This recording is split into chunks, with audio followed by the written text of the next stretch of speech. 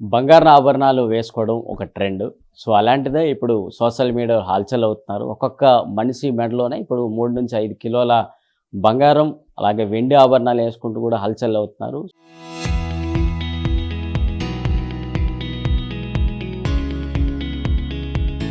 So, రీసెంట్‌గా ఢిల్లీ ఎయిర్‌పోర్ట్‌లో కూడా కస్టమ్స్ అధికారులు ఒక వ్యక్తిని అదుపులోకి తీసుకున్నారు. ఆయన తాలూకా వివరాలు, బంగారం ఏ విధంగా కొన్నారు, దాని తాలూకా ప్రూఫ్, డాక్యుమెంట్స్ అన్నీ కూడా అడిగి తెలుసుకొని, ఈ బంగారం ఒరిజినలా, డూప్లికేటా అంటూ కూడా తెలుసుకోవడం జరుగుతోంది. సో, ఇప్పుడు ఒక మనిషి ఎంత బంగారం వరకు క్యారీ చేయొచ్చు, భారతదేశంలోకి రావాలంటే ఎంత బంగారం తీసుకురావచ్చు, ఇలాంటి పూర్తి వివరాలు మనతో పాటు అందించేందుకు డాక్టర్ నంది రామేశ్వరరావు గారు ఎనలిస్ట్ ఉన్నారు. ఆయన్ని అడిగి తెలుసుకుందాం. సార్, ఇప్పుడు ఒక ప్రాంతం నుంచి ఒక ప్రాంతం రావాలంటే ముఖ్యంగా ఎయిర్‌పోర్ట్‌లే మనకి ప్రధానంగా ఉన్నాయి. సో, వాటిలో ఎంతవరకు క్యారీ చేయొచ్చంటారు? ఇది చాలా పెద్ద ప్రశ్న. ఎందుకంటే బంగారం అనేది పసుపు, పసిడి, పచ్చదనం లేడీస్ బాగా ఇష్టపడతారు. మరి ప్రపంచంలోనే చూసుకుంటే Indian public one of the highest consumer of gold in entire world. వందల టన్నులు వాడతాం. అది ఈ మధ్యకాలంలో మీరు అడుగుతున్న ఏంటంటే ఢిల్లీ ఎయిర్‌పోర్ట్‌లో ఒక వ్యక్తి దాదాపు 4-5 కేజీలు మనకు తెలియదు అప్రాక్సిమేట్ గోల్డ్ వేసుకొని రావడం జరిగింది. దాన్ని కస్టమ్స్ అధికారులు ఎవరైతే ఉన్నారో ఆపి దాని మీద ఆరా తీయడం చేశారు.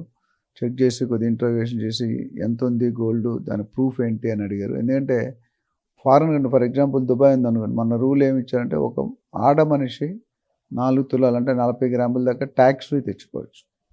అలాగే మగవాళ్ళకి 20 గ్రాములు. అదే వన్ ఇయర్ ఉండి వచ్చేసే వాళ్ళకి కొద్దిగా ఎక్కువ ఇచ్చారు లిమిట్. అంటే 50,000, 1,00,000, 2,00,000 లిమిట్ పెట్టారు. ఫారెన్ కరెన్సీ కానీ ఫారెన్ నుండి ఏవి తెచ్చుకోవాలన్నా. ఈ సందర్భంలో నన్ను పట్టుబడిన ఈ ఎయిర్‌పోర్ట్‌లో ఎవరైతే ఆపారో వాళ్ళు ఏంటంటే ప్రూఫ్ అడిగినప్పుడు కొన్ని బిల్స్ మాత్రమే ప్రొడ్యూస్ చేయగలరు.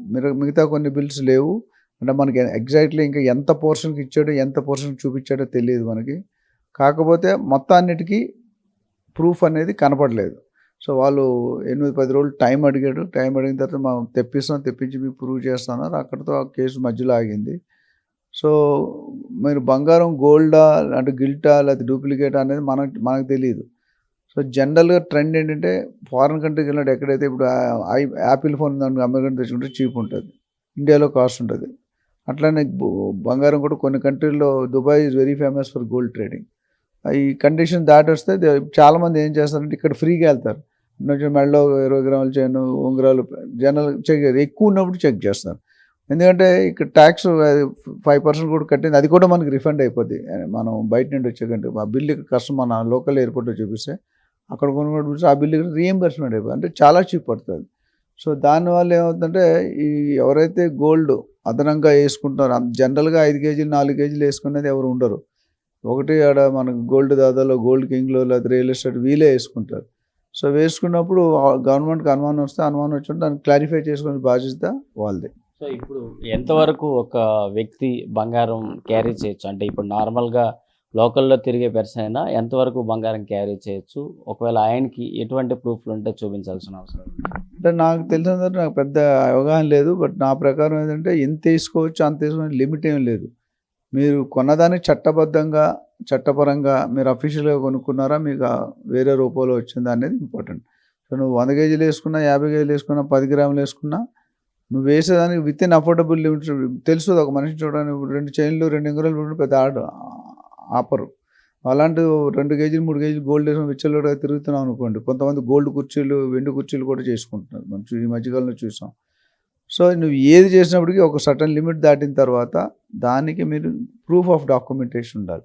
ఎప్పుడు కొన్నావు, ఎక్కడ కొన్నావు, ఎలా కొన్నావు, ఎంత కొన్నావు, ఆ ప్రూఫ్ ఉన్నంతవరకు నాకు తెలిసి ఇప్పుడు ఇన్కమ్ ట్యాక్స్లో ఎప్పుడు అడుగుతారంటే నీకు ఆస్తులు మీ ఆదాయం మించి మీకు ఆస్తులు ఉన్నాయనుకోండి, మనం లెక్క జవాబుదారు అంటే మనం రెస్పాన్సిబుల్ అవుతాం. సో, వాళ్ళు ప్రూవ్ చేస్తే ఏం ప్రూవ్ చేయకపోతే they are going to land into problems. So, మరి ఇప్పుడు ఇంకొకటి అంటే ఈ రీసెంట్‌గా వచ్చిన దానికి సంబంధించి సో, ఇప్పుడు ఎలా చేయమంటారు? ఒకవేళ ఏది బంగారం, ఏది నకిలీ ఎలా చూడమంటారు? అది ఇప్పుడు చాలా మెషిన్ ఒకప్పుడు మనం కౌన్సాలెడ్ అని చెప్పి ఏది చెప్తే చేసేవాళ్ళం. ఇప్పుడు అలా లేదండి. ప్రతి ఆర్నమెంటు, ప్రతి బిస్కెట్ కూడా మనం చెక్ చేసుకోవచ్చు. ఎంత ప్యూరిటీ ఉంది గోల్డ్, అది 24 క్యారెటా, 22 క్యారెటా, 18 క్యారెటా అని చెక్ చేసుకోవడానికి చాలా టెక్నికల్గా మోడర్న్ టైం మెషిన్లు వచ్చాయి. ఆ పర్టికులర్ ఐటమ్ మాకు తీసుకెళ్ళి ఆ మిషన్లో పెడితే ఇది ఎంత క్యారెట్ బంగారం అని మనకు తెలిసిపోతుంది. దాన్ని బట్టి మనం చెక్ చేసుకోవచ్చు. సో సెంట్రల్ గవర్నమెంట్ కూడా ఈ నార్మల్ మిడిల్ క్లాస్ కంటే తక్కువ ఉన్న వాళ్ళకి బంగారంలో కూడా ఈ 24 క్యారెట్ కాకుండా మరో రకం తీసుకొచ్చింది. దాని గురించి ఏం చెప్తారు? ఇది చాలా ఇంపార్టెంట్ క్వశ్చన్ ప్రశాంత్. ఎందుకంటే ప్రతి మానవుడు ఒక ఇల్లు కావాలి, కొంత బంగారం కావాలి, కొంత వెండి కావాలి, కొంత సేవింగ్స్ కావాలనుకుంటారు. అయితే ఎవరికైతే ఇప్పుడు యావరేజ్ శాలరీ చూసుకున్న 30,000-40,000 పర్ మంత్, అందులో ఎంత మీరు రెంట్లు కడతారు, ఎంత స్కూల్ కడతారు, ఎంత తింటారో మనకు ఐడియా ఉంది. సో ఎవరైతే ఈ 2 లక్షలు 1,50,000 పెట్టి కొనుక్కోలేరో వాళ్ళకి గవర్నమెంట్ అనేది 20,000 పర్ తులం, 30,000 అంటే క్యారెట్స్ మారుతాయి. 24 క్యారెట్ 1,50,000 ఉంది ఈరోజు, 1,45,000.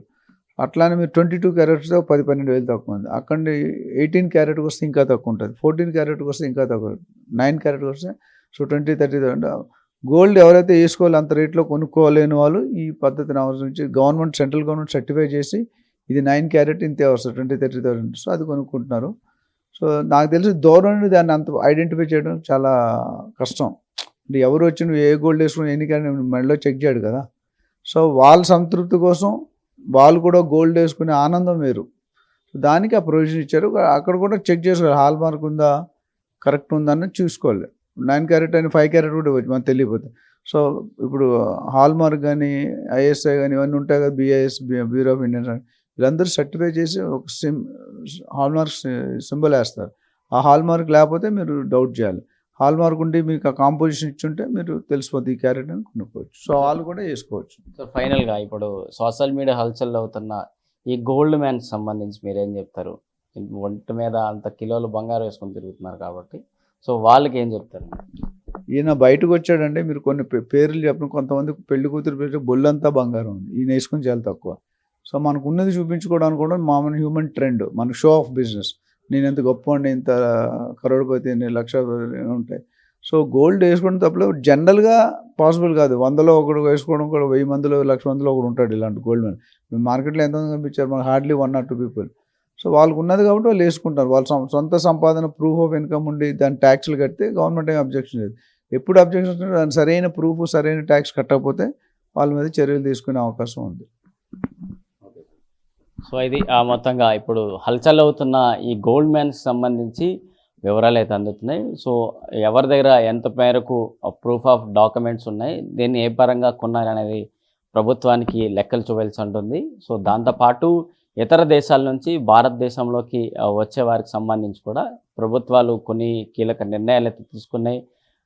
వారికి సంబంధించి అక్కడ దుబాయ్లో కావచ్చు, ఇతర దేశాల్లో కావచ్చు, అక్కడ నుంచి బంగారం 40 గ్రాములు 50 గ్రాముల వరకే లిమిట్ ఇస్తూ కూడా భారతదేశంలోకి అనుమతిస్తున్నారు. దానికి కూడా కొన్నందుకు గాను ప్రూఫ్ చూపిస్తేనే భారతదేశంలోకి ఆ బంగారం అనుమతి ఉంటుంది. సో దాంతోపాటు దేశంలో డొమెస్టిక్ ఎయిర్లైన్స్లో తిరిగే వారికి కూడా వారు ఎంత మేరకు బంగారం క్యారీ చేస్తున్నారో ఆ బంగారం తాలూకా క్యారీ తాలూకా నిజంగా డాక్యుమెంట్స్ అన్నీ చూపిస్తే కస్టమ్స్ అధికారులు ఫ్రీనెస్లో వదిలిపెడతారు. లేకపోతే ఆ బంగారాన్ని కూడా సీజ్ చేసి ప్రభుత్వం తమ ఖాతాలో వేసుకునే పరిస్థితులు కూడా ఇప్పుడు నెలకొన్నాయి. సో బంగారం ధరించి తిరిగే వాళ్ళు కొంతమేరకు జాగ్రత్తలు తీసుకోవాల్సిన అవసరాలు, దాంతోపాటు డాక్యుమెంట్స్ కూడా క్యారీ చేయాల్సిన పరిస్థితులు ఇప్పుడు నెలకొన్నాయి అంటూ కూడా విశ్లేషకులు అయితే చెప్తున్నారు. వీడియో జర్నలిస్ట్ వేణుతో ప్రశాంత్, RTV, హైదరాబాద్ నుంచి.